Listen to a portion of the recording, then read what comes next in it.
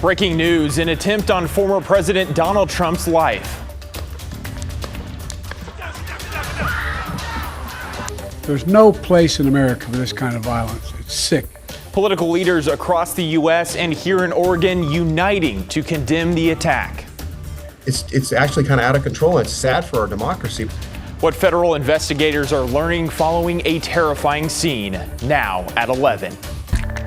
This is KGW News at 11. And thank you for joining us here at 11. Former President Donald Trump currently safe after what law enforcement are investigating as an assassination attempt. It happened just minutes after the start of a rally in Pennsylvania. The shooter, as well as a spectator, are dead.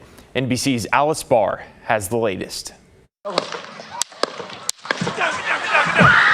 Former President Trump is safe tonight after a horrifying moment at his rally in Butler County, Pennsylvania. This evening we had what we're calling an assassination attempt against our former president, Donald Trump. The former president writing on Truth Social that he was shot with a bullet that pierced the upper part of his right ear. It just went pop, pop, pop, pop.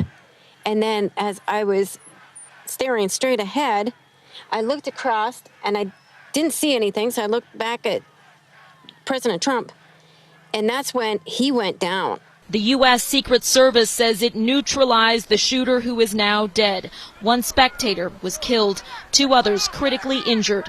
The Secret Service saying the shooter fired several shots from an elevated position outside the secured rally venue. The former president had just started speaking shortly after 6 when loud pops rang out. He reached for his ear and dropped to the platform behind the podium as Secret Service agents rushed the stage and surrounded him. Blood could be seen on his right ear running down his cheek toward his mouth, and he pumped his fist to the crowd as he was hustled to a waiting SUV. Former President Trump thanking law enforcement and offering condolences to the person who was killed and those injured.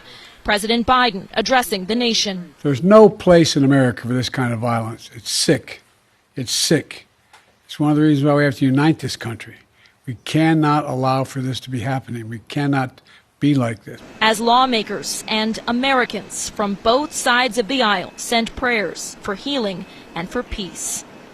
In Milwaukee, Alice Barr, NBC News. Our Ashley Grams joins us now in the newsroom. Elected leaders from both sides of the aisle are condemning the attack and sending thoughts and prayers to the former president. Ashley, what have you seen here locally? Yeah, John, Oregon Republicans and Democrats have really come together, many saying political violence has no place in America or in democracy. I talked with Oregon House Leader Jeff Helfrich, who says he was shocked to hear about the attempted assassination. I remember where I was at when I heard when then President Ronald Reagan was shot, and I was shocked to see that on the newsreels. And, you know, quite a few years later, we sit there and watch a former president and current presidential candidate. There's an attempted assassination. And that is very disturbing. We are not a third world country. We are the United States of America, and political violence needs to stop. We also heard from Senate Republican leader Daniel Bonham, who said in part, this violent attack is not just an assault on one individual, but on our collective values. This moment transcends political affiliations and ideologies. Democratic U.S. Senator Jeff Merkley echoing that sentiment, saying violence of any kind has no place in politics. My thoughts are with the former president and all event attendees. Governor Tina Kotek posted on X saying violence in a political context is never acceptable and our country is better than this. Thankful that the former president is recovering and grateful to all those on the front line that responded quickly. And Ashley, you also spoke with a political expert earlier about Secret Service processes. They obviously prepare for situations like this, but can we expect changes in how they do things after what happened today? Right. I mean, you have to think there's going to be conversations about how to keep the former president and the current president safe going forward. Jim Moore, a politics professor from Pacific University, thinks more rallies and campaign events will be held indoors so that security can have more control over the environment. He also thinks we will see more armored security. John? All right, Ashley, thank you. We'll continue to follow this incident. You can stay updated by visiting our website, kgw.com, or by downloading our KGW app.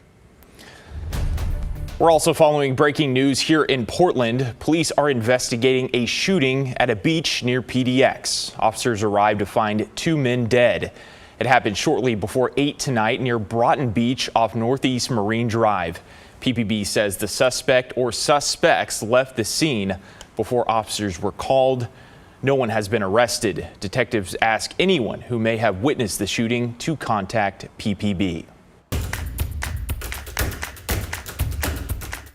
I'm surprised. I mean, you know, in the city, like, things are happening all over.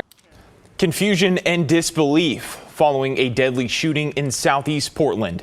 The shooting happened Friday night at Cellwood Riverfront Park. Our Deidre Johnson has the details.